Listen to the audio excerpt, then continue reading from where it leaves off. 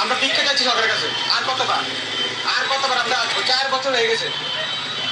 এতবার আস্তে আস্তে তো মানুষ অনেক ক্লান্ত হয়ে যাবে। তো যেটা দেখলেন ভিডিওতে, জেল পুলিশের প্রার্থীরা মাননীয় মন্ত্রী সান্ত্বনা চাকমার বাড়িতে গিয়েছেন হাতে তাল নিয়ে তাদের চাকরি, তাদের যে প্রাপ্য, তাদের সেটা ভিক্ষা চাইতে। আমি ত্রিপুরা এক্সাম্পল বেকারদের নিয়ে এইসব যদি আওয়াজ তুলি, কিছু মানুষ আছে সমাজের যারা বলে নাকি আমি পলিটিক্স করছি।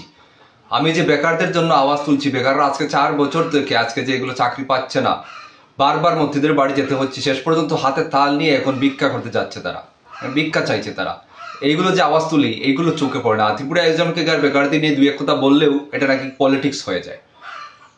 আমি এখানে special executive Tripura jail police আজকে 4 বছর হতে চললো, আজ পর্যন্ত এগুলোর কোনো নির্নীতি, কোনো হদিস নেই।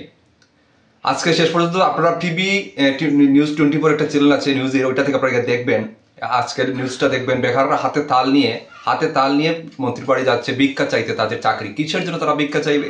তারা কি অযোগ্য? তারা তো যোগ্যতার সহিত তারা সেখানে ইন্টারভিউ দিয়ে তারা সিলেকশন হয়েছিল। তাহলে আজ পর্যন্ত এটার কোনো হদিস নেই। কিসের জন্য আজকে ভিক্ষা চাইতে হচ্ছে?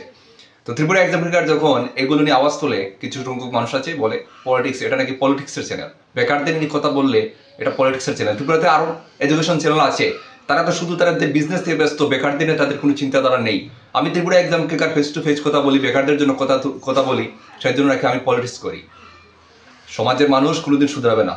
আর সরকারের কাছে আবারও রিকোয়েস্ট থাকবে, এই বেকারদের জন্য এরকম ভিক্ষা করতে না হয়, আপনারা দ্রুত এগুলো ছাড়ুন।